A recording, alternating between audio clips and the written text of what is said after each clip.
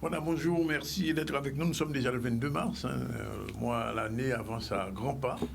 On espère que dans 2 mois, on sera mieux qu'aujourd'hui. En tout cas, merci d'être avec nous. Bon appétit si vous êtes à table, comme on dit tous les jours. Du lundi au vendredi, nous sommes avec vous. Alors, on va parler d'abord de l'actualité. Conférence de presse de Germain Parent sur la question de l'eau. On n'arrête pas d'en parler et on n'en finira pas aussitôt qu'on le souhaite. C'est à peu près comme la Covid. Mobilisation des parents contre le port du masque. Une fois de plus, là aussi, c'est un sujet qui revient souvent. Expo Casanou, on verra ça avec Vianney Valverde. Sinon, bien aujourd'hui, c'est comme d'habitude, tous les 15 jours, on a notre ami Kenny Chamougon. Je laisse présenter les invités. Bonjour à toi. Bonjour. Donc aujourd'hui, un petit débat autour de la Franche-Trek Guadeloupe. Hein. Oui, bien donc, sûr. Présenter les membres... des membres du bureau de la Franche-Trek. Ils ne sont pas tous présents puisque ton plateau n'est pas assez grand. Hein. Oui. Un jour, j'espère qu'on pourra tous les Ça recevoir. ça viendra, t'inquiète. Bon, très bien. Audi Obino, Yasmine Anslad et bien sûr mon coprésident Eric Tessa. D'accord. Voilà. Et toi-même? Et moi-même. Oui, voilà. quand même. Oui, et puis plus tard, on aura Jean-Luc Divial, la chronique habituelle, et Damisso, et puis à la fin, Elisabeth Adélaïde, tourisme et voyage. Enfin, je ne sais pas où est-ce qu'on peut aller, mais enfin, il va nous dire ça tout à l'heure, quand elle viendra faire sa chronique. Alors, conférence de presse, je l'ai dit, à Capester de Germain Parent, c'est l'association des usagers de l'eau. La question reste récurrente, et donc, il demande un référendum. On regarde ce reportage d'Olivier Moradel. C'est parti. Appelons aujourd'hui à un référendum, tout simplement, parce que j'estime que c'est le peuple qui doit décider, et pas nous, pas eux. On doit faire parler le peuple, et c'est pour ça que nous sommes là aujourd'hui. Quelle que soit la personne qu'il viendra, un politique ou pas, qui veut s'exprimer, nous lui donnons la parole pour qu'il puisse dire ce qu'il pense et ce qu'il compte faire pour demain. Car demain, c'est l'avenir de nos enfants.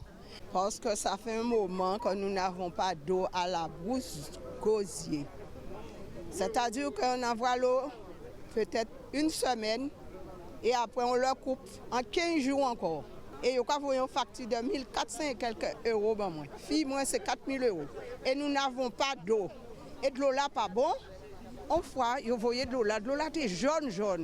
Vous voyez petit brin de l'eau, et jamais pour nous de l'eau toute la semaine. Moi, on voulait de l'eau, on voulait payer, mais il faut un liquide qui a coulé, il faut de l'eau, moi, c'est vieille. L'article 1 de la Constitution française est bien écrit noir sur blanc qu'à n'importe quel moment, on peut réclamer un référendum. Et nous voulons faire partie de cela en disant que ce référendum fera appliquer le droit pour l'intérêt des Guadeloupéens avec de l'eau au robinet, une nouvelle canalisation, une usine de distribution, un prix correct pour qu'on puisse payer au mètre cube et que tout le monde pourra avoir de l'eau et maintenant payer non pas une facture d'eau parce qu'on n'achète pas de l'eau. L'eau n'est pas une marchandise. On veut payer le service de l'eau. C'est un combat qui nous semble totalement légitime. Ça fait un moment que la Guadeloupe Consciente en Action travaille également sur cette question. Nous avons d'ailleurs partagé lors de notre conférence de presse au début du mois de mars que nous avons un projet pour l'eau qui consiste à avoir la gratuité pour l'eau, ce qui est dans la ligne, la ligne conductrice de ce que propose aujourd'hui le comité. Puisqu'aujourd'hui, il propose que l'eau soit à 20 centimes du mètre cube. Ce que nous voulons, c'est que l'intérêt général de la Guadeloupe prime et que ce soit les Guadeloupéens qui décident pour leur sort. Et c'est nous qui payons, c'est nous qui devrions dire à ces gens-là ce que nous voulons pour notre pays. Mais nous ne voulons pas qu'ils fassent pour nous des choses, nous voulons qu'ils fassent des choses avec nous. Voilà, un problème qui reste en suspens. Deuxième problème, deuxième mobilisation, c'est l'association des parents, ce qu'on appelle le lionnage pour Timounanou, mobilisation contre le port du masque à l'école. Là aussi, le combat continue, comme on dit. Loane Duhamel était, on regarde.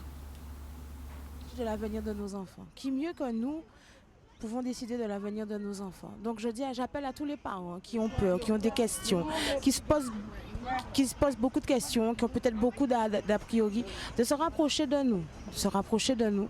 Ensemble, on y arrivera. Donc il ne faut pas avoir peur. Depuis la rentrée, je me présente avec le masque au lycée. Durant le cours d'année, j'ai constaté que le masque me provoquait une sécheresse au niveau de la bouche et des boutons qui n'est pas agréable du tout. Et puis garder un masque toute une journée, ça me provoque des maux de tête désagréables qui m'empêchent de poursuivre mes cours. Il était nécessaire pour nous à Basse-Terre que ça soit significatif pour rassembler tout le monde, pour fédérer aussi, pour un peu rassurer les parents qui hésitent, qui ont peur, qui sont peut-être pas à l'aise avec tout ça, qui n'ont pas l'habitude, parce que ça aussi on peut l'entendre, et leur faire savoir qu'on est là, on est plusieurs âmes bienveillantes, on comprend tout ça et qu'on est prêt à les accueillir si toutefois éventuellement ils se décident, parce que je pense que l'heure est là, il est temps de se décider, puisque tout avance très vite.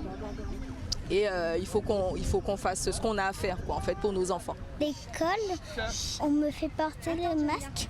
On me donne des masques, mais moi, maman me dit de le porter ici. Je le porte ici, on me dit rien, mais quand je rentre dans l'école, pour me faire entrer, je mets toujours mon masque ici. Et aussi la détatie qui me dit mets ton masque. Moi je fais semblant de mettre mon masque. Mais même des élèves me disent de mettre mon masque. Mon fils qui est au collège, 14 ans, absolument. Il faut savoir que depuis la rentrée, avant les vacances d'octobre, déjà il avait fait 3 malaises. Donc on m'a appelé du coup 3 fois. Sachant qu'il y a d'autres fois où ils ont attendu de voir s'il se remettait tout seul. Mais j'ai dû aller le chercher 3 fois, et dont une fois où c'était la dengue. Donc c'est dire que les différentes problématiques que rencontrent les enfants, c'est pas gagné. Il faudrait qu'on prenne tout ça en compte aussi pour nos enfants. Les conditions climatiques, il y a aussi les conditions par rapport à tout ce que ça peut déclencher sur le terme de la santé. Donc voilà. Et nos enfants, effectivement, j'ai chaud, je ne supporte pas, ils s'endorment. Voilà, 13h41, alors tout de suite, Kignon va commencer donc, à faire émerger les champions de demain avec la French Tech. Alors, on a présenté les invités et quelles vont être les problématiques qui vont être posées tous ces jours-ci par rapport à cela. Je passe la parole à mon co-président, Eric Tessan. Normalement, on doit avoir en ligne aussi Gaël Musquet. Oui. Si on peut. On va essayer de l'avoir, oui. Alors, Eric Tessan, on vous écoute. Les champions de demain sont déjà là. Alors, on l'espère bien, en tout cas, j'en vois déjà tout près de moi. Oui. Non, il y a une très très belle dynamique au niveau de la tech en Guadeloupe. On a déjà présenté dernièrement sur ce plateau les 5 lauréats du French Tech Tremplin. Oui. Donc on voit effectivement qu'il y a des jeunes qui ont des idées, qui veulent vraiment se donner les moyens, effectivement, avec les nouvelles technologies, avec le numérique, de proposer des alternatives. Et puis il y a des choses à faire. On voit que sur la tech, on a des réponses sur les questions. On parlait tout à l'heure dans votre reportage de l'eau, par exemple. Oui. Aujourd'hui, la gestion de l'eau, le monitoring d'un réseau d'eau, etc., peuvent se faire avec des solutions technologiques très innovantes. Oui. Donc dans cette dynamique, on a un board élargi là, de 12 membres du board de la French Tech en Guadeloupe, et on essaye tous ensemble de fédérer, d'accompagner les startups et de faire innover, de faire émerger plutôt les projets les plus innovants. Je crois qu'on a Gaël Musquet au téléphone. C'est bien ça, Jordan? Oui. Quand on tape de quand on parle de start-up innovantes. Oui, voilà. Gaël? Oui. Bonjour. Bonjour. Ça va, il ne fait pas trop froid? Non, mais on n'y pas quand même. Donc Gaël Musquet est le parrain de la French Tech Guadeloupe. Oui. Et donc que tu nous expliques comment toi tu vois les choses et comment tu vois ton rôle de parrain de cette structure. En gros, moi, pour travailler avec beaucoup de communautés numériques, techniques, mais aussi avoir beaucoup travaillé sur d'autres territoires ultramarins, l'objectif pour moi, c'est vraiment d'apporter mon aide à l'écosystème guadeloupéen. On a énormément de défis en fait, à relever. Je pense que la French Tech Guadeloupe, plus que les autres French Tech, et surtout comme toutes les autres French Tech insulaires, a une responsabilité sur l'utilisation du numérique pour la sécurité des populations, sur le développement de nos territoires qui sont fragiles, qui sont particuliers. On doit être encore plus vigilant en fait sur les projets, sur le fait qu'il faille vraiment travailler sur les enjeux en fait, qu'on est vraiment des sentinelles sur le réchauffement climatique, sur un certain nombre de problématiques. Donc c'est important qu'on apporte à la fois notre vision sur ce qu'est le numérique, la manière dont on travaille dans le numérique, mais aussi la manière dont on va pouvoir en fait inspirer notre communauté et s'inspirer d'autres communautés ultramarines. Beaucoup travaillé sur Mayotte, sur l'océan Indien au moment de catastrophes majeures, au moment d'exercice. On n'a pas du tout à rougir sur la qualité de l'écosystème, beaucoup sur les communautés automobiles, sur les enjeux de la cybersécurité. On a beaucoup d'acteurs en fait en Guadeloupe qui demandent que ça. À évoluer. Donc moi, en tant que parrain, mon rôle va être essentiellement en fait, de mettre en réseau, vraiment de faire profiter de tout ce que j'ai eu comme opportunité ici en Europe, mais aussi dans d'autres territoires insulaires, pour pouvoir faire avancer l'écosystème de l'île qui m'a vu naître. Parce que c'est aussi ça, et mon vœu le plus cher, c'est que nous qui sommes en fait de l'autre côté de l'océan, on puisse porter aussi à la fois en tant qu'individu la fierté de la French Tech Guadeloupe, mais aussi l'inverse, de revenir aussi avec tout ce que l'on a pu avoir comme opportunités financières, techniques, scientifiques et leur amener à la French Tech Guadeloupe. Très bien. Ok, merci. Alors, je m'adresse à Yasmine Anselade. Je vois directrice commerciale et marketing SMO. C'est pas le même?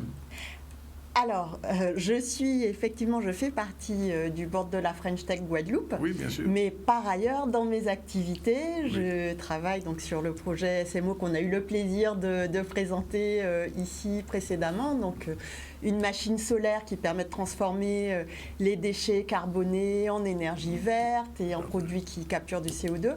Et donc, on fait partie comme disait Gaël tout à l'heure, des solutions que les îles peuvent apporter au monde pour régler les enjeux du réchauffement climatique notamment. Et c'est un projet qui a beaucoup avancé. Alors c'est un projet qui avance, c'est pas, ce sont des cycles qui sont un peu longs parce que ce sont des installations industrielles, mais, et on va en parler tout à l'heure avec Olivier Cressman de Tech for Island en Polynésie, on a eu des opportunités qui se sont ouvertes à nous de rencontrer et d'entamer des discussions avec des partenaires pour développer, implanter cette technologie partout dans le monde. Alors ça veut dire que cette petite Guadeloupe qu'on dit microscopique, finalement, elle intervient dans le monde. Elle peut rayonner. Oui. Il y a plusieurs projets qui sortent. Il y a eu la French Tech Tremplin, enfin d'autres prix où on a ce plaisir de voir qu'on a des choses à apporter partout. C'est là qu'on va passer. On va parler de 10 000 startups pour changer le monde maintenant. On voit très bien le changement de paradigme que la Guadeloupe a maintenant à sa porte, puisque normalement on doit avoir en ligne monsieur Sylvain Roland. Est-ce qu'il est là? Est-ce qu'on l'a déjà Sylvain? Bonjour Sylvain, comment tu vas? Très bien, merci Kenny de me recevoir. Merci d'avoir répondu. Donc première question, qu'est-ce que 10 000 startups pour changer le monde? Alors, 10 000 startups pour changer le monde, c'est le plus grand concours de startups en France. La Tribune l'a créé en 2013 avec l'idée d'aller chercher l'innovation partout où elle est, dans tous les territoires. Donc nous avons mis en place une tournée, d'abord uniquement en métropole, et puis en 2021, nous l'avons également ouvert à l'outre-mer. Donc cette tournée va dans toutes les grandes villes de métropole. Nous allons à la rencontre des startups et des entrepreneurs. Et donc nous primons sur 10 étapes. Donc on a eu Lyon, Marseille, Toulouse, Bordeaux, Nantes, Paris, Strasbourg et Lille en métropole, ainsi que la Réunion et la Guadeloupe en outre-mer. Et dans chaque étape, nous avons primé des startups. Nous avons eu donc 51 finalistes, 51 lauréats régionaux, et ces lauréats se sont affrontés dans une grande finale qui s'est tenue la semaine dernière à Paris. Et donc parmi ces 51 lauréats, il y aura 9 grands gagnants nationaux qui seront révélés le 29 mars, donc lundi prochain, au Grand Rex de Paris, en présence de tout l'écosystème d'innovation français. Pourquoi cette année il y a eu une étape outre-mer? Eh bien parce que, comme je l'ai dit, donc, la Tribune, c'est vraiment le média économique des territoires. Donc nous avons des rédactions un peu partout en métropole, et notre positionnement éditorial, c'est aussi nous intéresser à l'économie dans les territoires. Et donc sur les 8 premières saisons de 10 000 startups, on était exclusivement en métropole, et on s'est dit qu'on ne pouvait pas continuer comme ça, qu'évidemment on a vu aussi émerger l'écosystème d'innovation en outre-mer. Et donc on a voulu tester en 2021 la vivacité de l'écosystème d'innovation en outre-mer. Donc on a créé ces 2 nouvelles étapes qui se sont ajoutées à la tournée.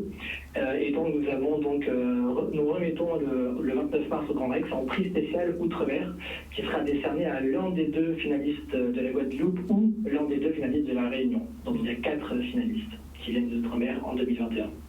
Est-ce que l'an prochain, on pourra espérer encore avoir une étape Guadeloupe, hein? Eh bien, on espère. Je pense que oui, on ne peut pas revenir en arrière. C'était un vrai succès. On lançait ça, on ne savait pas quel serait l'écho des écosystèmes ultramarins à notre appel à candidature, et ça a été un succès. On a vraiment eu des belles boîtes qui ont candidaté. Ça a été parfois difficile d'imprimer seulement 2 par étape.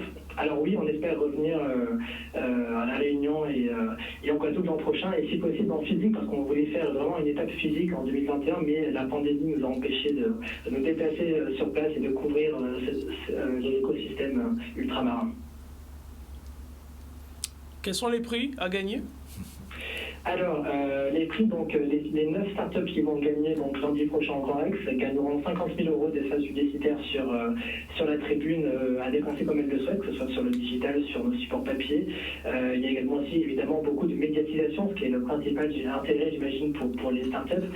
Donc il y aura les startups auront donc un portrait des gagnants, également une grande campagne sur les réseaux sociaux. D'ailleurs, les 4 finalistes ultramarins se voient déjà propulsés sur nos réseaux sociaux depuis quelques semaines, et donc ça va continuer jusqu'à lundi. Et donc évidemment aussi l'accès à un jury qualifié, parce que c'est la Tribune qui organise, nous sommes en partenariat avec les acteurs les plus importants de l'écosystème. Donc en 2021, la mission French Tech est partenaire de 10 000 startups, BPI France, Business France, BNP Paribas, un grand groupe comme Enedis, un cabinet de conseil en propriété intellectuelle qui s'appelle Germain Moreau. Voilà, donc nous avons vraiment des partenaires institutionnels et des grands groupes et des gens qui connaissent très bien le monde de l'innovation. Du coup, pour nos lauréats et même pour tous nos candidats qui ont l'occasion de pitcher devant le jury, c'est aussi l'occasion de rencontrer des gens très qualifiés qui peuvent ensuite ouvrir des portes, parce que l'écosystème tech, ça fonctionne également comme ça. Bon, je crois que tu t'es dit. Simplement, je remarque quand même que l'Outre-mer porte une contribution de plus en plus importante à ces startups françaises. Oui, tout à fait. Je pense que c'est d'ailleurs une des préoccupations du secrétaire d'État au numérique, Federico, et de la mission French Tech, justement de développer, grâce notamment au dispositif des capitales French Tech, ces écosystèmes. Parce qu'évidemment, l'écosystème de la tech n'est pas que parisien, même si Paris concentre beaucoup de fonds levés et beaucoup de startups, mais il y a également des belles innovations partout en France et en Outre-mer. Donc c'est notre rôle aussi en tant que média d'aller les chercher et de les faire connaître. Bien. Ben, écoutez, Sylvain Rouland vous remercie. Et puis, merci beaucoup à vous. C'est vous, la suite. On se dit à l'an prochain. Sans aucun problème. Au revoir. Au revoir, merci à toi. Merci. Tout de suite, on enchaîne sur un autre projet, Tropic Business Summit, sur lequel on va se positionner en tant que French Tech Guadeloupe. Si on peut avoir Madame Guinaud au téléphone, ouais. Oui. Madame Guinaud. Oui, Madame Benica Guinaud. Ça y est, je crois qu'on a. Oui, non, pas encore. Ça vient. Entre-temps, peut-être en attendant, Oudi ou Bino peut dire 2 petits mots quand même sur Réseau Cloud. Oui, c'est une entreprise que j'ai créée il y a 3 ans, oui, et qui est spécialisée dans les réseaux sans fil. Oui. Donc, les réseaux sont une composante essentielle dans le développement du business autour de l'Internet. Oui. C'est-à-dire qu'il faut transporter l'information, il faut qu'elle arrive vers le destinataire final. Et donc pour ça, ça nécessite de mettre en place des réseaux très haut débit. Il y a la fibre optique qui est nécessaire, mais aujourd'hui on est dans un monde de plus en plus mobile, où les gens se déplacent de plus en plus. Et donc forcément, on a de plus en plus besoin de réseaux sans fil. Et c'est notre cible, c'est notre cœur de métier. Voilà. On va y revenir dans un instant. On accueille Vénitia Stel-Guinaud. Bonjour. Est-ce qu'elle nous entend? Bonsoir. Ah oui, bonsoir. Bonsoir. C'est vrai. Kenny. Même pour nous, ça marche, on a dépassé midi. Bonsoir, Vénitia. Vous allez... Bonsoir, Kenny. Comment allez-vous? C'est Rudy, là. C'est Rudy Obino, hein. Alors, on aurait aimé en savoir un petit peu plus sur le Tropic Business Summit. Est-ce qu'en quelques mots, vous pouvez nous décrire un petit peu ce concept? Oui, Bien sûr, merci déjà pour cet honneur que vous nous faites de nous recevoir ce soir. Ce soir en Afrique du Sud, mais ce midi. Donc le Tropics Business Summit est une initiative du premier magazine africain anglophone et francophone qui s'appelle Tropics Magazine et qui existe depuis 2010. Nous avions entrepris de lancer un sommet d'affaires qui réunit à la fois des entrepreneurs d'Afrique, d'Europe, des Caraïbes, d'Asie du Sud-Est, qui tous se déplacent pour se rendre en Afrique du Sud afin de proposer justement leurs initiatives et montrer de quoi leurs pays sont faits.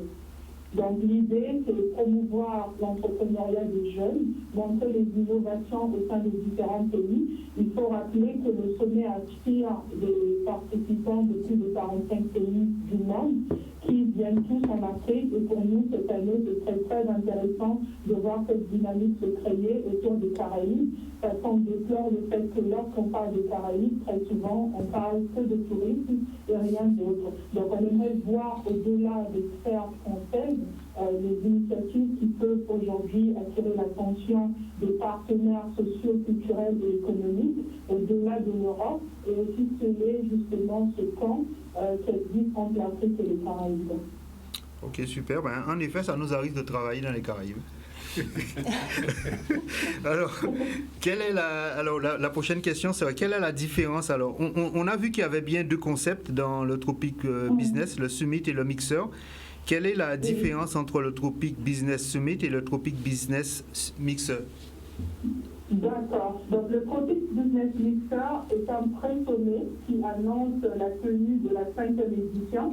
Cette année, c'est prévu du 13 au 16 octobre 2021. Donc, en raison de la pandémie, le sommet n'aura pas lieu en présentiel, nous le ferons en ligne. Et nous avions choisi, donc, pour annoncer la couleur, 16 destinations, 16 pays clés, et dans les Caraïbes, tous les territoires des Caraïbes, la France également, et à montrer justement et passer en revue les secteurs clés justement des Caraïbes et notamment de la Guadeloupe. D'accord. Donc le mixeur sert donc pour en résumé à préparer le summit. Le summit, voilà. Et quel serait le programme du Tropic Business Mixer du 25 juin prochain? Le Tropic Mixer justement du 25 juin mettra vraiment un point d'honneur sur les initiatives tech.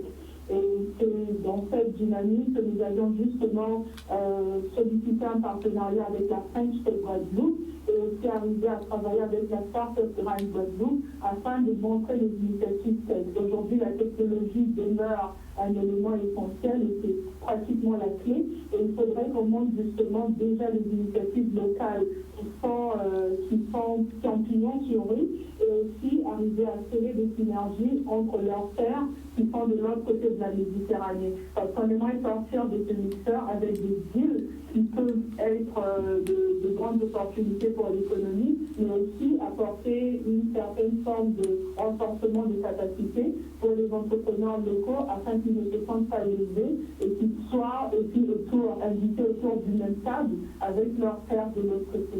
D'accord, super. Merci bien. Donc on se dit au 25 Oui, rendez-vous 25 juin. On espère sans masque. Voilà, il est l'heure de la première pause publicitaire. On se retrouve dans un instant pour la suite de cet intéressant magazine proposé par la French Tech, dont le bureau est pratiquement complet. Là, combien de personnes qui manquent au bureau? 8. 8 ah, quand même. On est la moitié, donc on a la moitié. Ouais, c'est ça. Il faudra un studio effectivement pour y Ça viendra. À tout de suite. Voilà, deuxième partie donc, de ce... Non, c'est pas un webinaire, un télénaire. Bon, alors, avec sur la French Tech Guadeloupe, oui, on devait être un webinaire, effectivement, et on a déjà reçu 3 personnes qui confirment l'importance des startups de la Guadeloupe et pas que, aussi... alors, on parle beaucoup de Guadeloupe aux Réunions, mais j'entends jamais parler de la Martinique. La Martinique est en cours de labellisation. Ah, voilà, ils sont en cours de labellisation, normalement... Parce qu'on nous regarde en Martinique, alors... Qu'est-ce qu'il y a? Non, on nous voit en Martinique en ce moment. Ah, d'accord. Non, ils sont en cours de labellisation. On est en contact avec le président, Éric Belrose, sur qui on a déjà commencé à négocier pour voir comment on pourra fonctionner ensemble. Et je pense qu'ils vont arriver très rapidement à cette labellisation, on l'espère pour eux. Oui. Et après, de toutes les manières, l'île Sœur, il n'y a pas de problème. Hein. D'accord. Alors, on est en contact avec M. Gâteau. Oui, c'est bien ça, coordinateur général du village francophone. Tout à fait, Bonjour. Marc Gâteau. Bonjour. Bonjour. Oui. Bonjour, Madame Marc Lenel. Donc, on l'a vu effectivement, la communauté French Tech de Guadeloupe est un écosystème autour d'elle très important. Et parmi ses partenaires, il y a effectivement le village francophone. Qui est né en marge du premier CES. Marc Lenel, est-ce que tu peux nous présenter le village francophone? Oui, ben le village francophone, c'est une idée simple au départ, hein, c'est de se dire quand même quand on regarde, vous êtes sur une île magnifique, qui fait rêver beaucoup de gens, mais on est tous quelque part dans nos îles, on est dans nos territoires, dans nos villes, dans nos entreprises, on a tous notre quotidien. Et puis, on a toujours tendance à penser que, au-delà de quelques kilomètres ou de quelques centaines de kilomètres, il ne se passe plus rien. Et puis un jour, on se réveille, et puis on se dit, mais bon sang, des francophones, il y en a 500 millions. Il y en a sur tous les continents. Il y en a, je dirais, dans tous les domaines, dans tous les secteurs. Et quand on parle de technologie, justement, et cette French Tech, on se dit, mais bon sang, pourquoi on ne se sert pas de tout ça pour accélérer à l'international nos bonnes idées? Quand on est en Guadeloupe et qu'on a la chance de travailler dans des conditions de travail exceptionnelles que sont les vôtres, si en plus, grâce au village francophone, on crée comme ça des fusées pour que vos bons fournisseurs, inventeurs, vos éditeurs de solutions aillent à l'international, on s'ouvre des portes. Et donc il y a plein de gens qui ont envie d'accélérer leur technologie vers les îles. Il y a plein de gens dans les îles qui ont envie d'accélérer leur technologie vers le reste du monde. Et le village francophone, il sert à ça, il crée des ponts pour tous ceux qui ont envie d'emmener des technologies un peu meilleures dans un monde qui a besoin franchement que la technologie les aide à faire des choses un peu plus sympas. Tout à fait. Et du coup, alors, effectivement, la French Tech Guadeloupe, on anime un peu l'écosystème des startups. Comment une startup pourrait participer effectivement au village francophone et qu'est-ce qu'elle en retirerait comme retour? Alors voilà, ce qui se passe, c'est qu'avec notre réseau de francophones du monde entier, on a, si je peux dire, des complices, dans le bon sens du terme, sur tous les grands salons, les grands rendez-vous, les grands événements du monde. Le CES de Las Vegas, là bientôt on va parler d'industrie, c'est la Hannover Messe, je ne prononce pas avec l'accent allemand, mais vous avez compris qu'on va parler d'industrie lourde.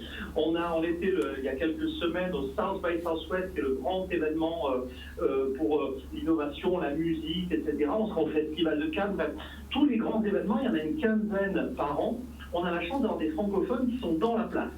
Et donc, quand une start-up guadeloupéenne se dit, moi j'ai une tech qui marche bien à la Guadeloupe, j'ai envie maintenant d'aller me frotter dans tel domaine, dans l'industrie, dans le cinéma, dans la ville de demain, aux grands acteurs internationaux, il y a des acteurs sur ces villes-là qui vont dire, viens pitcher. Alors pour une start-up, c'est d'autant plus simple que c'est gratuit.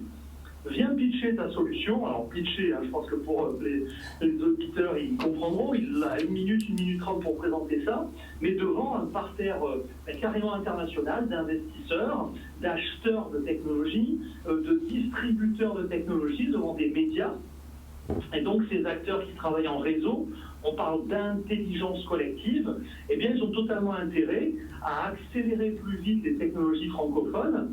Et de même, ils ont aussi besoin d'attirer dans leur entreprise, sur leur propre territoire, des technologies. Donc ce réseau fonctionne en se passant des technologies, en accélérant les startups, en disant écoute, on va essayer de trouver des solutions sur les territoires où on se trouve.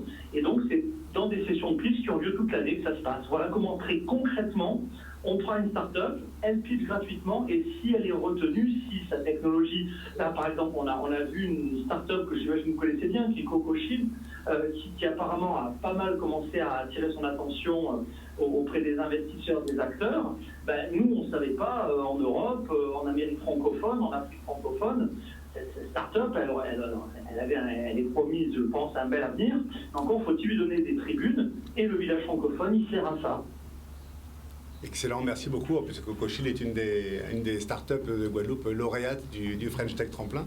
Donc effectivement, on connaît bien. Et du coup, pour les startups de Guadeloupe qui voudraient pitcher ou venir, les prochains rendez-vous, c'est à quelle échéance? Alors là, en gros, il y en a un gros par mois. Là, en juin, il y en aura 4.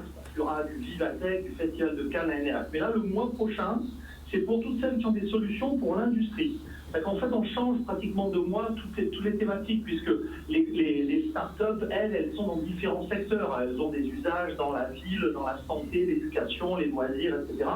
Donc on essaye de cibler des grands événements mondiaux qui correspondent, les plus gros événements, à ces univers-là. Donc là, après avoir fait un gros focus sur la musique, l'éducation, les médias, le divertissement, le loisir, c'était le mois dernier, là on va parler des techs pour l'industrie. Alors pour une île, je sais que là aussi, la Guadeloupe et la French Tech Guadeloupe, avec d'ailleurs la French Tech de Tahiti, vous êtes très actifs dans les Tech for Island, des techs qui vont rendre nos îles plus vertes, plus vivables,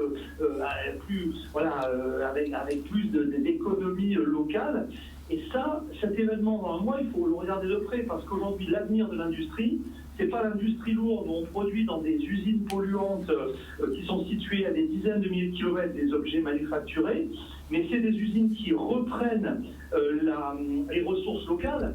Je pense évidemment c'est un gros mot, mais enfin à tout ce qui est autour de l'économie circulaire. Les déchets des uns deviennent la ressource des autres pour essayer d'avoir zéro déchet.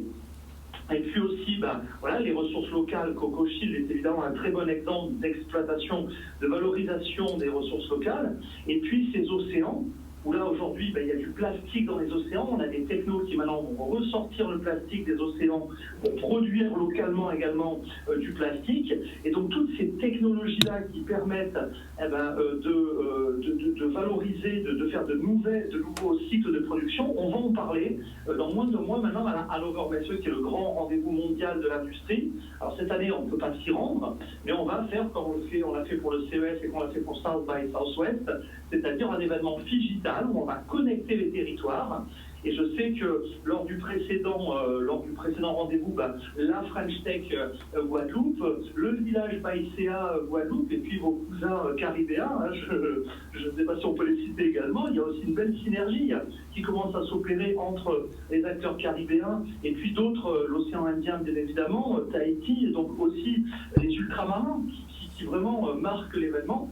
Et là, l'idée c'est d'aller amener des technologies issus des îles vers ce salon sur les nouveaux process de production, mais aussi l'inverse, de pouvoir ramener du monde entier, puisqu'on a la chance d'avoir comme ça un réseau qui est quand même assez dense, les technologies qui vont permettre de produire de plus en plus localement, de plus en plus propre et de plus en plus à des coûts qui soient acceptables pour une production locale. Je rêve du jour, on parlera d'une voiture made in Pointe-à-Pitre. Ça serait pas mal. Oui, pourquoi pas une autre. On peut y penser. Une Ferrari made in Pointe-à-Pitre, ça serait vachement mieux, même si les gens de Maranello ils vont se faire un peu la gueule. Et ça peut s'allier. La note sera plus belle. Merci beaucoup en tout cas Marc Lionel, et puis compte sur nous pour relayer effectivement toute cette belle dynamique du village francophone ici en Guadeloupe. Bon, merci du soutien, et moi aussi, comptez vraiment sur cette famille francophone. On est super, il y a de belles énergies sur votre île, il y a des entrepreneurs inspirants, tous ceux qu'on a vus. Ne changez surtout pas, et avançons entre francophones. Merci. Merci beaucoup. Merci à toi. Alors on va partir en Polynésie, c'est ça? Allez, on fait le tour du monde. On fait le tour du monde. On a fait Afrique du Sud, on a fait la France, et là maintenant on part en Polynésie, avec Olivier Cressman, le président de la French Tech Polynésie. Qui est ton homologue d'ailleurs. Oui. Notre homologue. Mais enfin, ils viennent dire que finalement, ça commence à travailler ensemble de plus en plus. Absolument. Et ça se voit d'ailleurs. Il y a une très belle dynamique. Donc, nos amis martiniquais qui nous regardent en ce moment, comme on dit, il faut y voter manève. Oui, mais ils sont là. Ils sont là. Après, je pense que c'est un des avantages aussi de la Covid. Oui. On a bien vu que le fait de ne pas pouvoir se déplacer, automatiquement, il y a eu une accélération sur tout ce qui est digitalisation, et maintenant, les frontières ne sont plus... n'existent plus. C'est clair. Ça se transporte. Alors, Olivier Cressman est en ligne. Bonjour Olivier. Allô? Oui, bonjour Olivier. Olivier Cressman, président de la French Tech Polynésie. Donc là, c'est Yasmine. On s'est croisés déjà via Tech for Island. Donc c'est vraiment un très très grand plaisir de t'accueillir aujourd'hui pour que tu fasses partager à l'île sœur de la Guadeloupe ce qu'est Tech for Island. Quelle heure il est en Polynésie en ce moment? Il est tôt. Il est tôt. Pour nous, 7h17. Du matin 7h17 du matin. Du matin. Demain. Ouais, demain. Ah oui, Non, ce matin. Ils sont le dimanche. On vient de le réveiller pratiquement. C'est ça, on l'a réveillé pour discuter avec nous. Donc Olivier, Tech for Highland. Je salue toute la Guadeloupe. Oui. Et je suis bien sûr très heureux de vous rejoindre ce matin. Alors, je vous entends pas très bien, mais c'est pas grave, on va faire avec. Et pour partager ensemble ce moment sur la Tech for Highland. Parfait. Mais si tu veux bien nous parler de ce qu'est Tech for Highland et de la naissance du projet. Eh bien, avec grand plaisir.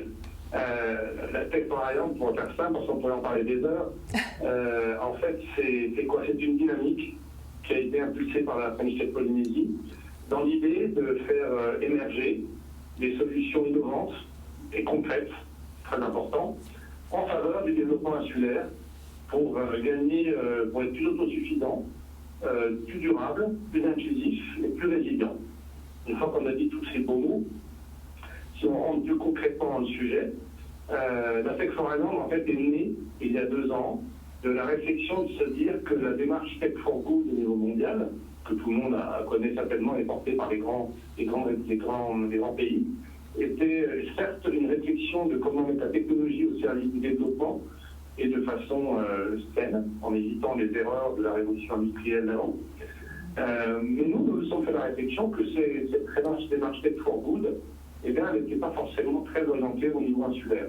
Bien, les sujets nous étaient éloignés, et en tant qu'insulaire, nous avons des problématiques qui sont très particulières et sur lesquelles il était, à notre sens, important de faire un focus et de chercher à donner, dans l'esprit Tech for Highland, bon pour les îles, bon pour la planète, une démarche qui puisse beaucoup plus répondre à nos problématiques insulaires, et encore une fois, insulaire au sens général, notre esprit dans une notion d'intérêt général. Donc, qu'est-ce que ça veut dire être plus orienté dans la transition écologique, énergétique et numérique, une forme d'éclaireur? Eh bien, c'est déjà considéré que l'objectif de Tech for Highland, c'est d'abord préserver notre environnement, notre biodiversité, nos océans, c'est renforcer notre autonomie de production avec une utilisation beaucoup plus raisonnée de nos ressources et raisonnable, c'est favoriser le développement des énergies propres et renouvelables. Et là, à la Guadeloupe, vous êtes quand même très en avance sur beaucoup de monde avec votre magnifique acteur SMO Solar Process. C'est prioriser la réussite de l'inclusion numérique parce qu'il est très important dans nos États insulaires qu'on n'oublie pas les gens et qu'on ne laisse pas les gens sur le côté, et surtout dans le respect de nos cultures et nos savoirs traditionnels. Et enfin, c'est presque le plus évident, mais c'est renforcer notre résilience au changement climatique.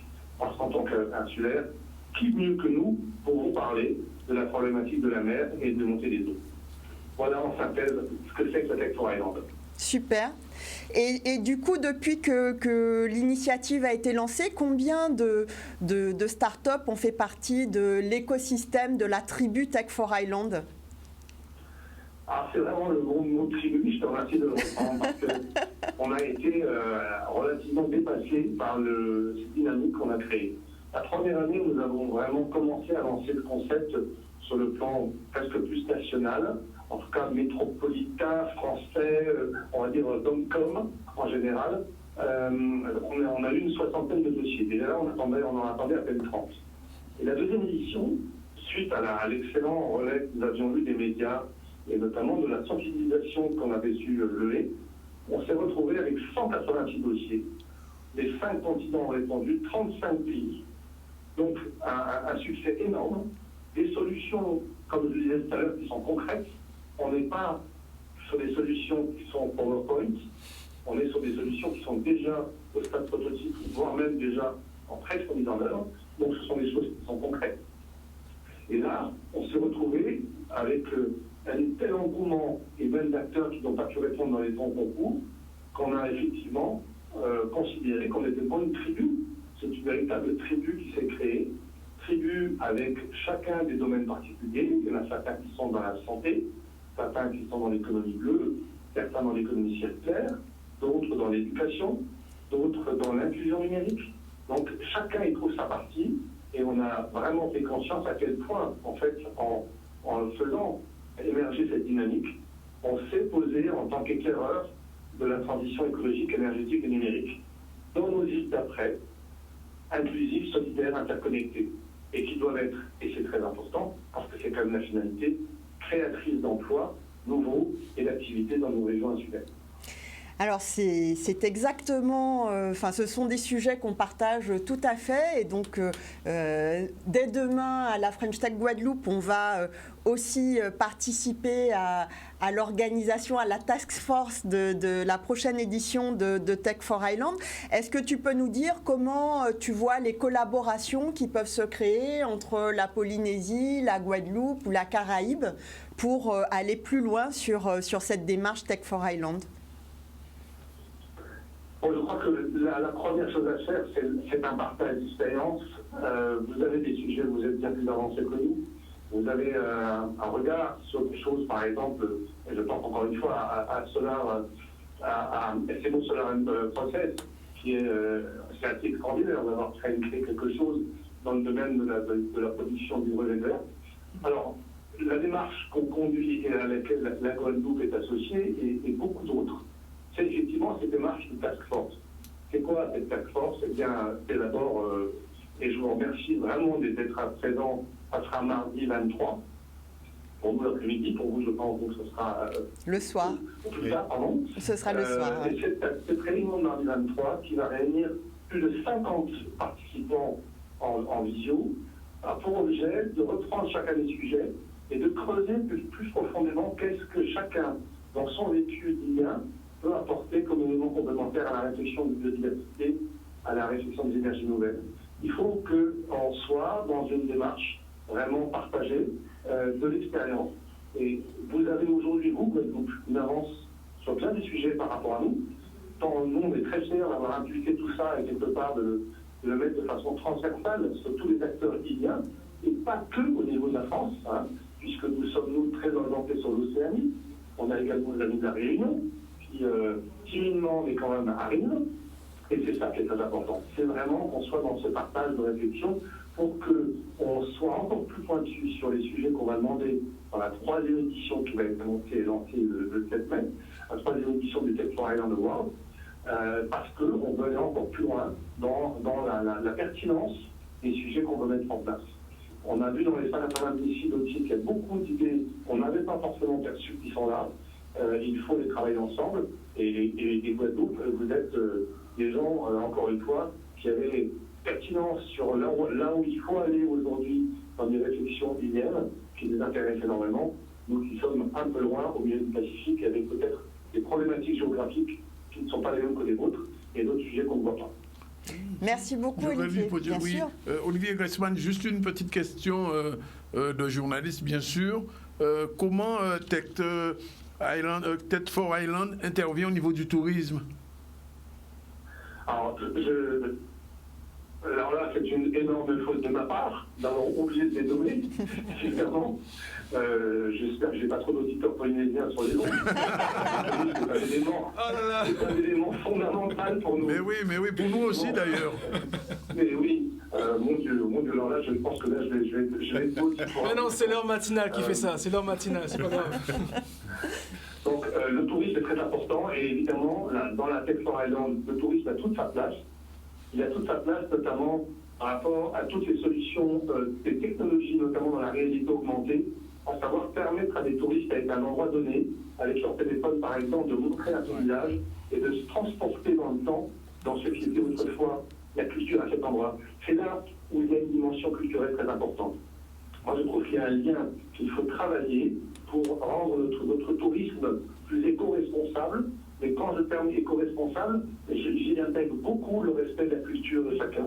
Oui. Et il y a des solutions technologiques aujourd'hui à la portée de chacun, avec des téléphones, smartphones, qui permettent d'aider nos touristes, de mieux savoir où est-ce qu'ils sont, et surtout de mieux comprendre la culture du pays qu'ils visitent, avec tout ce qu'il faut prendre de bon, tout ce qu'il faut garder à la tête, à l'esprit, dans le développement culturel qu'on veut avoir. Bien. Merci pour cette réponse. Oui. Et désolé d'avoir posé une question qu'il fallait poser. Oui, merci d'avoir sauvé la mise. En tout cas, les bons journalistes. en tout cas, Kenny, on est arrivé à bout, je crois. On a fait un tour, pas tout le tour, mais je voulais quand même revenir un tout petit peu, je suis insistant sur Réseau Cloud, expliquer un petit peu, parce que bon, ça a été rapide. Alors le travail du sans-fil maintenant en Guadeloupe, comment ça va s'organiser dans, je ne vais pas dire l'agenda à venir, mais enfin, où en sommes-nous aujourd'hui? Où en sommes-nous aujourd'hui? On a déjà les réseaux mobiles, hein, tout ce qui est 4G, 3G, qui ont déjà tissé... une toile d'araignée sur tout le territoire. Oui. Maintenant, après, il y a d'autres technologies qui vont arriver. On a déjà le Wi-Fi qui est là depuis plusieurs années, qui est présent dans pratiquement tous les foyers avec les box opérateurs. Bien sûr. Maintenant, on parle de très haut débit sur tout le territoire. À mon avis, il va y avoir... alors, on est parti sur une base où on veut fibrer partout, mais à mon avis, à un moment donné... dans les endroits les plus isolés, on va parler de réseaux sans fil aussi, qui va devenir en parallèle avec les réseaux 3G, 4G, puisque sur des réseaux fixes sans fil haut débit, on peut transporter beaucoup plus d'informations.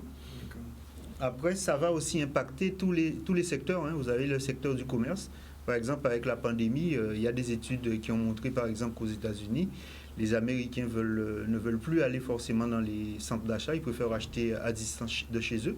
Oui. Et donc, livré par par drone. Alors, drone. Oui, ça peut être ça, mais en nuage, ça viendra. Ça viendra. Mais ce qui est important, ce qui est surtout important, c'est-à-dire qu'est-ce qui va remplacer le tactile qu'on avait quand on allait dans les grandes surfaces. Eh bien, c'est ce que disait tout à l'heure monsieur, la réalité augmentée. Tout à fait. La réalité augmentée qui va permettre aux gens d'avoir un contact avec le produit avant de faire l'achat. Donc tout ça, on a besoin pour toutes ces technologies-là, de réseaux à très haut débit qui vont être, puisqu'on a tous des mobiles sans fil. Voilà.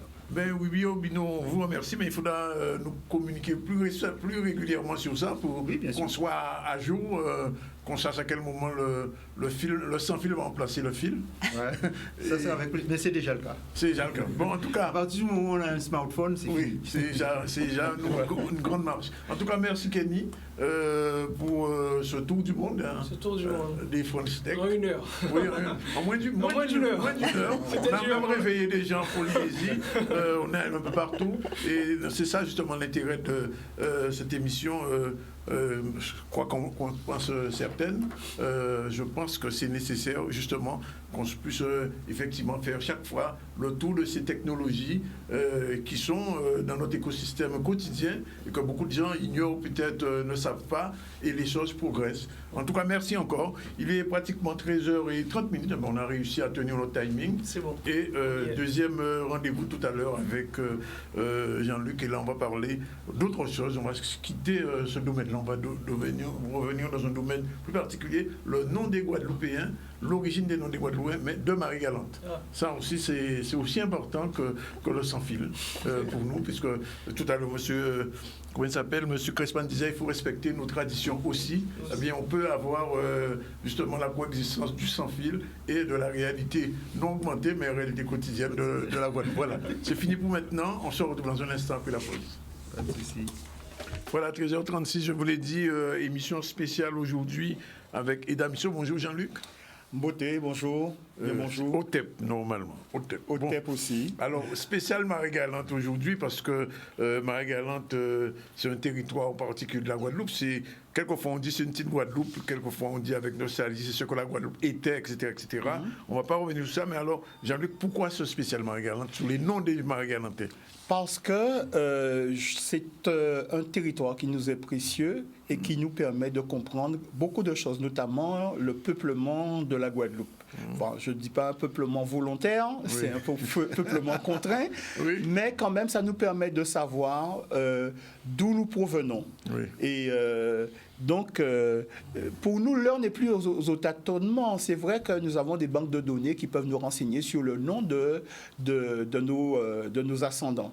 Mais ce qu'on veut, c'est pas simplement avoir les noms. Maintenant, on veut savoir ce que signifient les noms parce qu'ils sont porteurs d'informations qui sont riches. Ça nous permet de savoir l'origine non seulement géographique de nos ancêtres, mais aussi en termes de positionnement social. Et on sait que, par exemple, en Guadeloupe, il y a beaucoup de lignées royales. Ouais. Alors, il y a deux façons de réagir vis-à-vis de ça. C'est de dire, mais messieurs, vous êtes toujours dans la recherche d'un passé glorieux de l'Afrique. Non, ça c'est la façon peut-être la plus idiote de réagir. Par contre, c'est de comprendre notre histoire, parce que s'il y a des lignées royales, c'est qu'il y a quelque chose qui s'est passé. Ça veut dire que pour écraser les empires, on coupe la tête et on déporte les élites. Oui. Et ça, c'est un renseignement qui est intéressant pour nous et qui a déjà été documenté par d'autres chercheurs. Donc, ça permet de recouper des informations. Alors, globalement, déjà, venant de l'Afrique, qu'est-ce qu'on peut dire du peuplement maragalantais? Bon, alors, ce qu'on peut dire déjà... En l'état actuel, on voit qu'il y a des origines à ces patronymes, des origines Congo, des origines Fon, le Bénin. On revoit aussi certains noms qui arrivent même de l'Afrique de l'Est, et on voit aussi qu'il y a des noms qui arrivent du pays mandé. Ça, c'est tout à fait normal. Oui. Nous l'avons déjà rappelé, c'est que quand l'État égyptien s'effondre, les habitants de ce territoire vont partir, certains vont aller vers la région du Congo, ils vont fonder l'Éthiopie intérieure. Il faut prendre la latitude du Gabon jusqu'à l'Afrique du Sud. Ceci, c'est un gigantesque empire avec plusieurs royaumes. Et il y a aussi le pays mandé, c'est-à-dire toute la région qu'on appelait autrefois le Soudan occidental, donc qui comprend le Burkina Faso, le Tchad, le Mali, le Sénégal, la Mauritanie, tous ces territoires-là, dont sont issus beaucoup de nos ancêtres. Alors, quels sont les patronymes, les noms, comme on dit, qui proviennent du Congo? Alors, il y en a beaucoup. Alors, il y a certains qui sont bien authentifiés et d'autres qui sont en cours de documentation. Mais avant tout, je veux saluer Mireille Akwala et Alphonse Nzidou Samba, qui sont deux Bakongo qui ont fait le voyage de la connaissance vers la Guadeloupe, l'un surtout vers Cap-Esther, c'est le cousin de Marie-France Massambo, que nous saluons aussi, et puis l'autre qui s'est retrouvé vraiment à Marie-Galante. Alors, parmi les patronymes, on peut citer celui-là, Bambuc, par exemple. Alors, c'est bizarre qu'on entend Bambuc, on a une connotation anglophone, du moins Bambuc. Oui, mais c'est pas étonnant, puisqu'on retrouve beaucoup de l'Afrique dans la langue anglaise. Oui, j'allais justement. Bien sûr. Et ça remonte à la préhistoire. Tout à fait. Voilà. On sait bien que l'homme préhistorique n'est pas arrivé muet dans ces territoires. C'est clair. Donc, ce mot vient de Bambuka, qui signifie se souvenir et se rappeler. Mais en Chiluba, attention, Bambuka, c'est aussi s'enfuir, s'échapper. Remis dans le... C'est pas courir vite, non? Non, c'est s'enfuir, s'échapper. Il faut que ça va courir vite. Oui. Donc, je vois où vous voulez en venir. Donc, en fait, dans le contexte esclavagiste, cela a du sens parce que ce nom nous amène à cette notion qu'on retrouve, par exemple, dans la langue copte, qui est le terme marron, qui désigne le fugitif. Et là, Bambuka, ça désigne le fugitif aussi. Vous voyez? Donc, il y a les deux dimensions. Se souvenir, se rappeler, mais aussi en contexte historique, le fugitif. Bien. Alors, autre nom, Dendélé. Alors je dis Dendélé parce qu'il y a en ce moment un footballeur qui s'appelle Dembélé. Oui. Alors, je sais pas, est-ce que c'est une déformation du Dembélé qui a donné Dendélé? Mais chaque phonème a sa signification profonde. La langue Kikongo, c'est une langue extrêmement intelligente et chaque phonème apporte un degré d'information. Mais là, nous avons la racine Délé. Vous allez voir à quoi cela correspond. Et donc, Dendélé, c'est celui qui est fier, qui a fière allure, voilà, qui ont genre prélé. Vous voyez? Quand on dit prélé, on ne se rend pas compte que dedans, il y a cette racine aussi. Délé vient de télé, qui veut dire à distance. Et en fait, on trouve dans ce terme-là le mot kélé. Kélé, en réalité, c'est le faucon le faucon, il vole très haut, il est à distance. C'est aussi l'image du soleil, c'est aussi l'image du divin. Le divin, lui, il est aussi à distance. Et c'est pourquoi on retrouve dans cette racine en grec, pour désigner tout ce qui est à distance, le téléphone, la télévision, tout. Alors, voilà. Mais il y a un mot Marie-Galantin, quel est? Ça existe toujours, Marie-Galantin. Mais oui. Alors, vous regardez, vous avez le Kélé, c'est le nom de la divinité, d'accord, qui est manifesté, qui est à distance. La sonorité est, c'est toujours pour ce qui est au loin devant nous. Mais la sonorité est, c'est ce qui est peu avouable, ce qui se fait dans le secret. Et donc, vous voyez qu'un Kélé, c'est celui qui... Et le Kélé, c'est le nom des Koris, d'accord, qui servent à la divination. Donc, vous voyez, il y a toutes ces informations là-dedans. Donc, c'est aussi le nom du soleil, effectivement. Et on dit, par exemple, chez nous, regardez, Moun Vini. Eh bien, ça, c'est le mot pour désigner l'étranger, mais c'est la manifestation de notre pensée symbolique. Ce terme est construit sur le même modèle que Moun Délé, qui désigne l'étranger, le blanc. Voilà. Moun Délé, c'est celui qui vient de l'étranger. C'est celui qui vient, Moun, la personne, et Délé qui vient de l'étranger. Et donc, Délé, dans ce contexte-là, Moun Délé, il y a une notion d'allure, de mouvement, d'évolution. Voilà. On continue. Emboulé. Emboulé. Alors, ce terme-là nous a donné beaucoup de mots dans notre langue. Mboula, qui est la racine, c'est le mot pour désigner l'intestin. Mais comment est l'intestin? Il décrit des cercles. Donc, en fait, c'est l'élément qui sert à désigner ceux qui travaillent, parce qu'il y a le transit. Le transit intestinal est vu comme un travail. C'est ce qui nous a donné le mot rouler, par exemple, qui veut dire travailler chez nous dans notre langue. Et c'est ce qui circule, d'accord? C'est l'image de l'intestin qui se tourne. Donc, le mot, c'est aussi à dire ce qui tourne, ce qui se retourne, ce qui revient, ce qui rentre. Donc, emboulé, c'est celui qui est en chemin pour revenir, qui est sur son chemin du retour. Voilà. Alors, foi. Alors, foi, c'est la force, c'est la résistance, mais aussi c'est lié à l'idée de vie et c'est aussi lié à l'idée de la mort. Voilà pourquoi on dit imofouette. Voilà. Bon, c'est un mot très très ancien en fait. On trouve au voilà. Fumon. Fumon, c'est le nom du chef, du roi, mais c'est aussi le nom du couturier. Pourquoi? Parce que le roi, sa mission, c'est de maintenir les coutures du pays et de garder l'harmonie, la cohésion du pays. Donc, il est vu comme un grand couturier. Voilà. Alors, on a un nom qui existe encore à Marie-Galante. Fumon existe toujours. Emboulé aussi. Foi. Mais Ibalo. Ibalo. Alors, Iba, c'est le chiffre 2. Donc, l'eau, c'est un suffixe distinctif. Donc, Ibalo, c'est ce qui fonctionne par 2.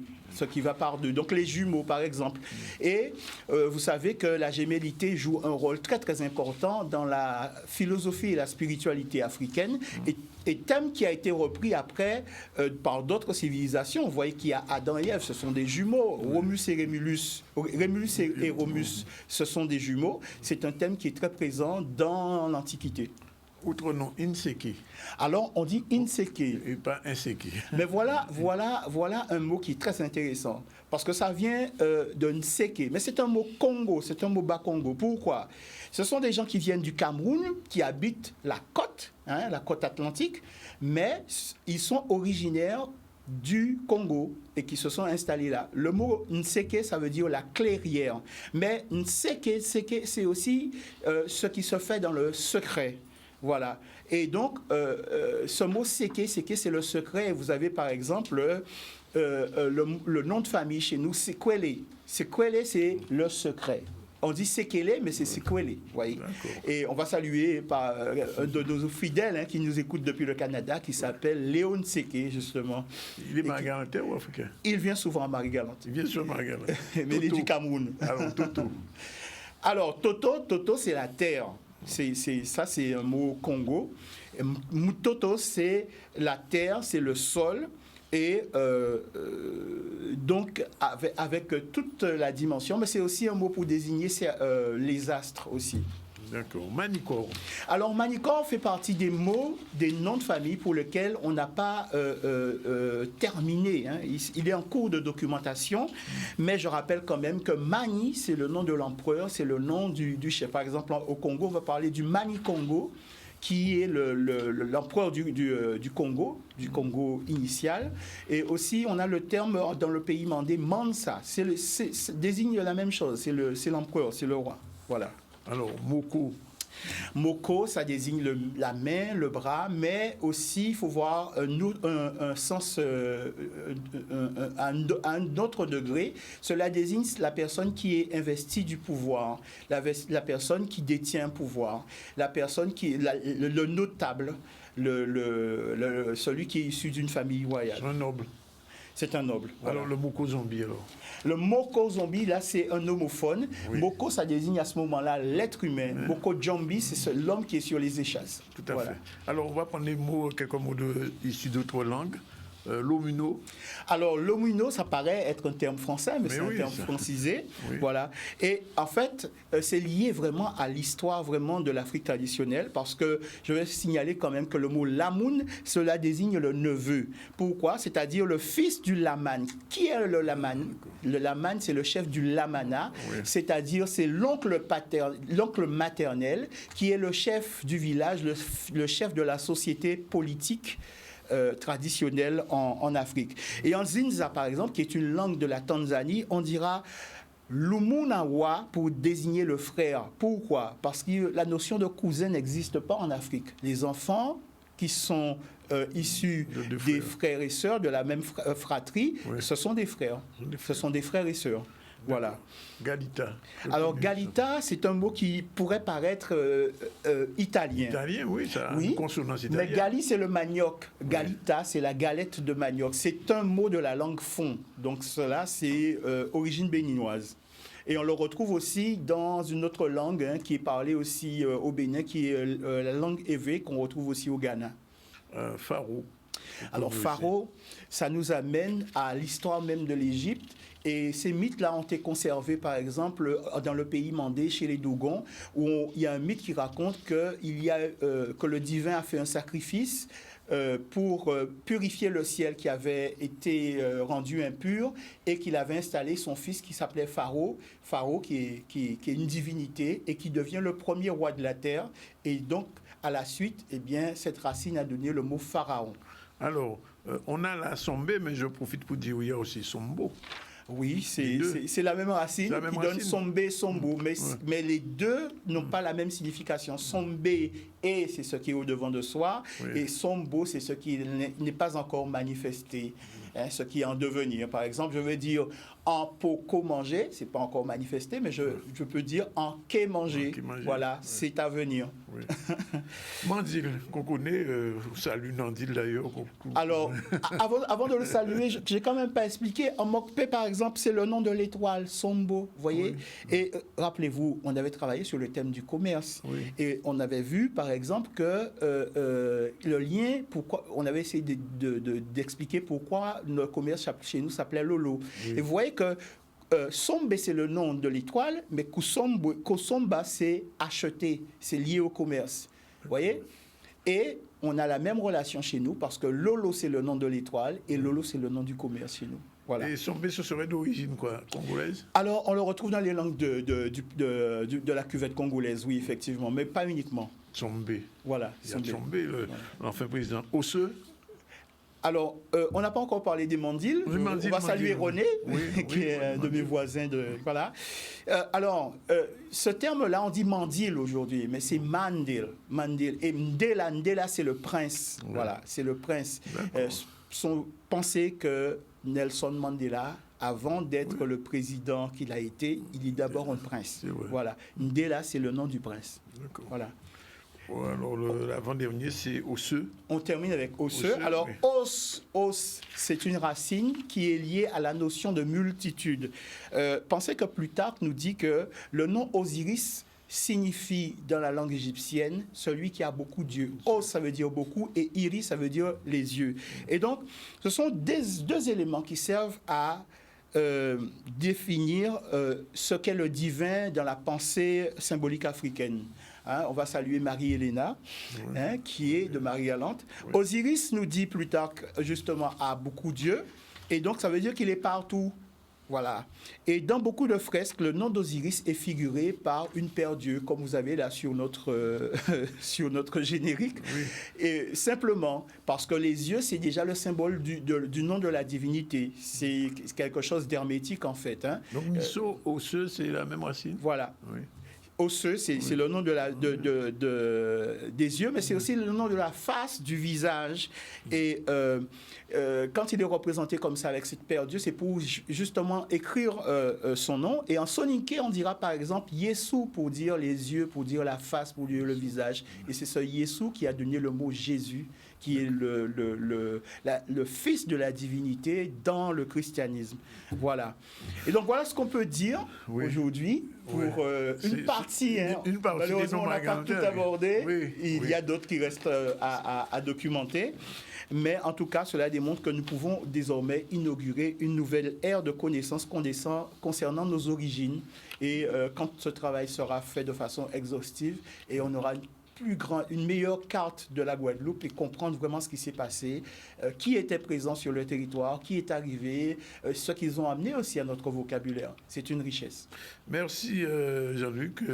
Et on va saluer Elisabeth qu'on retrouve avec plaisir. Bonjour. Bonjour David, bonjour Jean-Luc. C'était très très intéressant. Franchement, j'ai appris beaucoup de choses. Merci. Quand on explique un peu d'où vient le mois d'Ilaï. On prendra le temps. Bien, alors Elisabeth, longtemps qu'on ne s'est pas vu, mais on le comprend puisque le tourisme est un petit peu désuétude. On a l'impression que le tourisme n'existe plus. C'est très difficile. C'est vrai qu'en ce moment c'est difficile. Oui. Alors depuis la dernière fois, moi je pensais revenir pour vous présenter une destination. Oui. Et en fait, il s'est rien passé, voire même pire, puisque là, ça fait 1 an. On a fêté les 1 an, on est rentré en confinement le 17 mars. Voilà, donc ça fait 1 an. Et aujourd'hui, c'est vrai que tout le tourisme est vraiment en souffrance. Je rappelle que les frontières sont toujours fermées dans la Caraïbe. Aucune des îles. Au nord, là, on peut aller nulle part. Rien n'a réouvert. Pour l'instant, il n'y a pas de perspective non plus. Et puis c'est sûr que même au départ de la métropole, c'est très compliqué puisque les choses sont éclaircies. Donc pour aller en métropole aujourd'hui, dans l'Hexagone, il faut un motif impérieux. Donc Guadeloupe ou Martinique vers Paris, il faut un motif impérieux. Donc soit familial, un motif familial ou médical, ou alors quelque chose qu'on ne peut pas reporter, donc un examen. Et puis dans l'autre sens, Paris vers les Antilles, motif impérieux, plus test PCR de moins de 72 heures, plus une septaine à l'arrivée. Donc évidemment, c'est pour nous préserver, mais ça a mis un grand coup de frein aux gens qui voulaient venir et qui avaient envie d'un peu d'évasion. On a su là qu'il y a 16 régions qui sont dans un confinement, on va dire, même s'il est un peu light, c'est quand même un confinement et ça a mis un gros coup de frein. Une question, les Haïtiens et les Dominicains qui vivent ici, comment ils font? Alors, ils rentrent en général dans leur pays, donc ils peuvent voyager. Ils peuvent, oui, mais pas auquel moment. Alors, en général, ils passent par Saint-Martin, puisqu'en fait, il y a quand même des liaisons. Oui. Mais il faut savoir que c'est compliqué, que c'est très contrôlé. Oui. Donc, si vous êtes ressortissant d'Haïti, vous pouvez rentrer en Haïti ou de la République dominicaine, vous pouvez rentrer. Oui. Mais après, pour revenir, c'est plus compliqué. Oui, j'imagine. Voilà. Donc, il y a des voyages. Simplement, c'est très compliqué. Et donc, du coup, on est dans une crise quand même. Notre profession et notre secteur d'accompagnement. Oui, ça va très mal. Il faut savoir que le tourisme, c'est 7,2% du PIB en France. Oui. C'est quasiment le double en Guadeloupe. C'est une grosse économie. Et mondialement, c'est un salarié, un emploi sur 10. Donc, vous imaginez ce que ça représente. Et on est tous concernés par le tourisme. Le tourisme, c'est l'hôtellerie, c'est les locations de voitures, c'est les taxis, ce sont les taxis, les restaurants, les gîtes. Oui. Et on a tous quelqu'un autour de nous qui est concerné. Donc, même si c'est vrai, il y a eu des aides de l'État. L'État a fait son job, si on peut dire ça. Donc, il y a eu les fonds de solidarité pour les chiffres d'affaires inférieurs à 80%. Et il y en a beaucoup, je peux vous le dire. Il y a eu aussi le chômage partiel pour les salariés qui a été prolongé dans le tourisme. Il y a aussi le PGE qui devait donc être remboursé à partir de 1 an qui a été porté à 2 ans. Et puis là, tout dernièrement, il y a eu aussi la prise en charge d'une partie des charges fixes pour les entreprises qui sont obligées de fermer. Mais ça reste quand même très, très compliqué. Et puis l'interrogation, c'est comment allons-nous ressortir de cette crise? Alors avant ça, il y a 2 ans, je me souviens, vous veniez ici, Elisabeth, nous parler de croisière. C'est un mot qu'on n'utilise plus. Alors, fort heureusement, on l'utilise et j'espère qu'on l'utilisera bientôt. J'ai vu des annonces quand même. Alors, en fait, oui, c'est ce que je voulais dire un petit peu plus tard, mais pour donner une petite note d'espoir, on a quand même les 2 compagnies majeures qui sont là depuis Costa, ça fait plus de 20 ans qu'ils viennent aux Antilles, et MSC, c'est la 5e ou 6e année, donc qui ont annoncé qu'ils reviendraient. Donc à partir du 4 décembre, au départ de Fort-de-France pour MSC, le 5 départ de Pointe-à-Pitre. Donc pour l'instant, c'est prévu. Oui. Ils ont un bateau. Prévu, ou bien ça a été annoncé. C'est pas définitif. Ça a été annoncé. Et je le dis quand même, les ventes sont ouvertes. Oui. Il y a des gens qui prévoient. Oui. C'est pour ça que je dis quand même il y a une lueur d'espoir et on peut prévoir quand même. On va pas s'enterrer déjà. Et puis on va pas anticiper. On est au mois de mars, même si le mois d'avril arrive très rapidement. On ose espérer qu'on va vivre quand même. Il faudra repartir. Donc MSC, en tout cas, un bateau qui est sur la Méditerranée depuis les grandes vacances. Et donc c'est le MSC Grandiosa. Ils ont un protocole sanitaire qui fonctionne avec un test PCR avant d'embarquer, un test PCR quand on embarque. Et au sein du bateau, un protocole très, très strict. Oui. Et des excursions encadrées aussi. Ça veut dire que vous êtes dans une bulle sanitaire. Donc pas de cluster dans le bateau. Non. Et en cas, on le souhaite. En tout cas, pour l'instant, il n'y a pas eu de cluster, alors que la période était quand même, encore très délicate sanitairement. Donc, on espère que ça va pouvoir redémarrer. Le petit boom qu'il y a eu au mois de décembre, ça a quand même donné un peu d'air au tourisme. Alors, vous savez, c'est toujours pareil. C'est ce qui s'est passé, ce qui est difficile pour nous, en tout cas nous en tant qu'agence de voyage, c'est que les gens ont envie de voyager. Oui. Même vous, Danick, j'imagine, Jean-Luc a envie de voyager. Jean-Luc et moi, on est en Haïti depuis je ne sais pas quand. Voilà. On doit se déplacer. C'est donc impossible. En fait, donc ce qui s'est passé, c'est que effectivement, ça a donné un petit boom pour en tout cas les professionnels locaux, les restaurants, les hôtels, les locations de voitures, évidemment, ont eu un petit bol d'air. Pendant 15 jours. Pendant 3 semaines, on va dire, jusqu'à début janvier. Et puis quand le coup près est tombé, tout le monde a annulé. Donc nous, on a fait beaucoup de ventes aussi. On avait déjà des départs aussi. Et on avait fait des ventes parce que ce qui s'est passé, c'est qu'on avait reporté les croisiéristes qui n'avaient pas pu partir. On les avait reportés sur le début d'année. Sauf qu'il n'y a pas eu de saison. Donc les gens, et c'est ça qui est dur dans notre métier, c'est qu'en fait aujourd'hui, on travaille 2 fois plus pour rien. Voilà. Donc imaginez le coût. Que ça peut, et les coûts que ça peut engendrer en termes d'énergie, en termes de motivation aussi des équipes, parce que celles qui restent, qui sont pour la plupart en chômage partiel, il faut leur dire, mais ça va redémarrer, il faut qu'on soit là pour nos clients, il faut être présent, il faut pouvoir répondre. Tout ça, c'est un choix aussi, on l'a fait, nous, de rester présent pour nos clients. Le président du directoire de Pôle Caraïbes est venu ici il y a quelques semaines. Donc, pratiquement moins 72% de trafic aérien. En fait, c'est énorme. Là, on a eu encore des annulations. Il faut savoir que hier, il n'y a eu aucun vol au départ, à l'arrivée sur Pôle Caraïbes. Aucun vol arrivé en long courrier. En long courrier. Wow. Excusez-moi, sur la Martinique. Oui. Mais ça veut dire que, il n'y avait rien. Non, il n'y avait même pas la Guadeloupe, ni la Guadeloupe, ni la Martinique. Donc, ça veut dire que les compagnies, c'est pareil, elles doivent se préserver. Oui. C'est beaucoup d'argent aussi. Oui. Un avion qui vole à vide, imaginez. Donc, là, il y a eu effectivement des réorganisations, et puis on a concentré les vols. Aujourd'hui, il y a des doubles touchés. C'est-à-dire que les vols ne font plus que la Guadeloupe, Paris, mais ils font Fort-de-France, Pointe-à-Pitre, Paris. parce qu'il faut rentabiliser aussi. Donc c'est compliqué, ça devient... Mais alors, est-ce que, je pose la question en tant que consommateur, est-ce que le billet est devenu plus cher ou moins cher? Alors en termes de coût, en ce moment, non. Alors aujourd'hui, vous voyagez, les prix, non. Alors il n'y a pas de promotion particulière. Là, c'est au mois de mai, parce qu'on est en haute saison, là, on est censé être en haute saison. Donc pas spécialement de coût... non, pas particulier. Les compagnies, elles doivent vivre aussi. C'est vrai que c'est une situation très très compliquée pour tout le monde. Et tout le monde fait le dos rond. Et bon, là, les avions, effectivement, on est obligé de recentrer.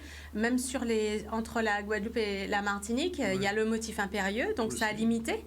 Et en fait, c'est aussi un peu mon propos, c'est qu'on pouvait jusqu'à maintenant partir, même s'évader en Martinique, en Guadeloupe, à Saint-Martin, Saint-Barth.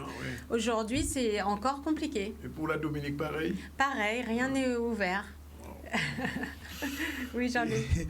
Je voulais dire aussi que je me suis aperçu, après enquête, qu'il y a une nouvelle catégorie de touristes qui est apparue. Bon, j'ai vu ici ou à Saint-Martin, on les appelle les touristes PCR. Ce sont des touristes qui arrivent et une fois qu'ils arrivent ici et qu'ils voient les conditions dans lesquelles nous on vit cette période, ils prolongent leur séjour. Ils restent. Oui, c'est vrai. Non, mais c'est vrai. Alors, ce sont les touristes PCR. Oui, c'est vrai. Mais au bout d'un moment, c'est vrai qu'ils rentrent dans une vie normale. Ils vont pas à l'hôtel. C'est des gens qui louent après quelque chose. Donc, ça devient du long terme. Mais c'est vrai qu'il y en a beaucoup. Et c'est vrai qu'on est aussi privilégiés, il faut le dire. Par rapport à ce qui se passe en France en ce moment, voilà. En Allemagne aussi, ça va être resserré. Par contre, aux États-Unis, ça se... Alors, aux États-Unis, il faut savoir, on ne le sait pas. Alors, on ne peut pas aller aux États-Unis, nous. Alors, il y a des circuits quand même, on peut toujours voyager, mais comme ça, par Saint-Martin ou par Sainte-Lucie, mais c'est un peu compliqué, mais bon, on peut toujours y aller. Ceci étant, aux États-Unis, les vols intérieurs, vous regardez Fly Radar, vous voyez les vols, tout le monde vole, tout le monde il circule normalement. Oui, parce que New York a ouvert ses portes, maintenant la vie recommence progressivement aux États-Unis. On sera obligé de repartir d'une façon ou d'une autre. Donc c'est sûr que le voyage de demain ne sera pas celui d'hier. C'est évident, de manière les choses ont déjà changé. Là, on nous parle de passe sanitaire. Oui, de passeport sanitaire. Alors, Air France a inauguré le 15 mars au départ de Paris pour les Antilles ce qu'ils appellent le passe sanitaire à Oka. Et c'est un pass, en fait, alors ça a été mis en place avec les aéroports de Paris. Et aujourd'hui, ils l'ont mis en place avec San Francisco et Los Angeles. Et ça vous permet de tracer pour le départ et l'arrivée du passager, les passagers qui ont un test PCR négatif et qui ont une file particulière. Et voilà, ça évite des contrôles de papier comme on les a connus. Voilà. Donc le tourisme, il va changer. On ne va plus être dans un tourisme de masse. On est aussi dans le développement durable. On est aussi sur la transition technologique et numérique. Donc forcément, le tourisme, il va être repensé. Ce qu'on attend, et on y repense, nous, professionnels du tourisme aussi, puisque même les hôteliers, ils ont dû se mettre à la page aussi par rapport aux nouvelles normes sanitaires qui sont très restrictives et qui aussi permettent aux clients de retrouver confiance. Parce que c'est aussi ça, Danick, on n'en a pas parlé. Mais oui, je vois par exemple l'hôtel, on peut le citer, l'hôtel Awawa qui est devenu un centre des arts. Pratiquement, exposition, conférences, on est obligé. Chaque semaine, les activités ont changé. Et on a aussi des hôtels, donc pas ici, je ne l'ai pas encore vu, mais des hôtels qui proposent des chambres à la journée pour faire du télétravail. Parce que vous voulez sortir de chez vous. Du télétravail. Non, mais là, je vous parle de tourisme. Je vous parle je vous parle de tourisme. Oui, bien sûr. Mais bon, après, chacun fait comme il veut. Il peut faire télétravail et plus. On peut tout imaginer. Tout ça pour dire que c'est toujours quand on est dans des crises, finalement, qu'on est obligé de repenser à des choses innovantes, n'est-ce pas? Totalement innovantes, vraiment. Alors, si on veut voyager au CEVAD, qu'est-ce qu'on peut envisager? Donc, aujourd'hui, comme je disais, c'est très réduit. Donc, pourquoi pas penser à vacances au pays, comme pour les grandes vacances où ça a bien fonctionné. Donc, nous, on a la chance d'être sur un archipel. Donc, on peut aller à les Saintes, Marie-Galante, Désirade. Alors, je donne un exemple. Vendredi, j'étais à Marie-Galante. Et je vous assure qu'à Marie-Galante, je suis allé à la plage de Vieux-Fort. Oui. Il y a personne. Et ben la plage, donc tout en seul, plus, j'étais vraiment... en plus, on a l'espace pour nous c'est incroyable, la première fois que je vois ça. Donc voilà, on a cette chance-là, parce que c'est une vraie chance quand même, donc de découvrir et redécouvrir nos petites perles. Oui. Et puis après, on peut faire aussi, enfin en Martinique, on le fait beaucoup, le tour de l'île en bateau, en catamaran, mais ici, ça peut être aussi du interrail en catamaran. Et pourtant, Elisabeth, il y a en ce moment... entre guillemets, cette promotion qui est faite pour Désirade, vous êtes au courant? Oui, j'allais le dire, c'est bien. Mais je pense qu'on est une belle destination. Il y a eu un très beau travail fait par le comité des îles du tourisme, il faut quand même le souligner. Et aujourd'hui, la Guadeloupe, c'est une référence. Non, mais je le dis souvent, la Guadeloupe, on a la chance d'être un archipel et d'avoir à la fois tout ce qu'on a. Exactement. Tout ce qu'on a en Guadeloupe permet effectivement aux Guadeloupéens de pouvoir passer des vacances. Bon, c'est vrai qu'on a envie de sortir un petit peu du pays, mais quand j'étais à Marie-Galante, mais j'étais pas en Guadeloupe. Voilà, c'est ça. Ça fait voilà, donc il y a ça. Il y a aussi ce que je disais, peut-être penser, se projeter. On peut se projeter sur une prochaine saison. Alors, il faut savoir que la dernière fois quand je suis venue vous voir, les sondages étaient vraiment très, très négatifs sur les croisiéristes qui ne se revoyaient pas remonter sur un bateau. Aujourd'hui, les gens ont une approche un peu différente. Comme je le disais, ils ont envie d'avoir confiance et de retrouver confiance. Donc, on leur expliquera tous les protocoles, mais il ne faut pas hésiter à venir vers les agences de voyage pour réserver les croisières. Et puis, il y a des unités un petit peu plus courtes, plus petites, style le Ponant. Alors, c'est vrai que c'est du haut de gamme, mais ça vous permet de faire par exemple, la Polynésie, en toute quiétude, 300 passagers à bord. Voilà, c'est une autre façon. Et puis, rapidement, une fois que les frontières vont réouvrir, on aura beaucoup de choses aussi à vous proposer. On espère qu'on aura une régulière en fonction de J'espère. En tout cas, j'étais contente de vous voir et ça m'a permis de voir Jean-Luc aussi, mais ça fait du bien. pareil. Donc j'espère pour les bonnes nouvelles la prochaine fois. On espère. On me dit que d'ici le mois de mai, même en France, ça va s'arranger un peu, semble-t-il. Oui, donc, je pense que là, ils ont verrouillé justement pour que là, ce soit enfin une sortie. L'été en France soit un petit peu plus open. Oui, j'espère, je pense. Bon, voilà, il y a exactement 14h09 et puis on a terminé pour aujourd'hui. Merci de nous avoir écoutés. Alors je rappelle qu'on a reçu en début de ce ZCL une émission un peu particulière, comme tous les 15 jours avec Kenny Chamongo. On a fait un tour pratiquement, mais on n'a pas fait le tour du monde en bateau, mais on a fait au téléphone, puisqu'on a été en Afrique du Sud, on a été en Polynésie, en France, à La Réunion. On parlait effectivement des French Tech et de tous ces start-up un peu partout qui commencent à émerger. Et bonne nouvelle, la Guadeloupe, pratiquement numéro 1 de tous les start-up. On brille. C'est vrai, nous bon dans le domaine, on ne le dit pas assez souvent. Et puis on a fait un petit tour du côté de cette conférence de presse de Germain Parent sur le problème de l'eau qui n'est toujours pas réglé et lui demande carrément un référendum. Mobilisation des parents contre le port du masque.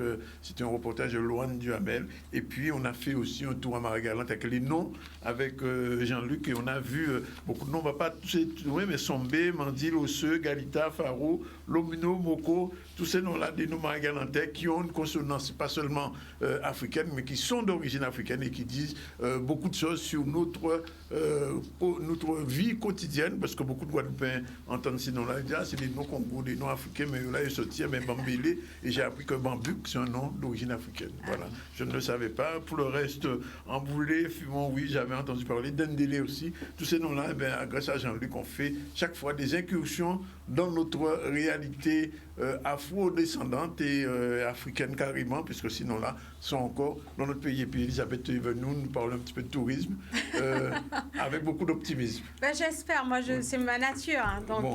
Voilà, la prochaine fois ce sera des bonnes nouvelles. J'espère bientôt pour nous dire que ça redémarre. Ça y est. En tout cas, on le souhaite. Voilà, c'est fini pour aujourd'hui. C'est Jordan qui était à la réalisation. On se retrouve demain pour une autre aventure du ZCL News, comme du lundi au vendredi. Nous sommes en direct avec vous. Voilà, c'est fini pour aujourd'hui. À demain.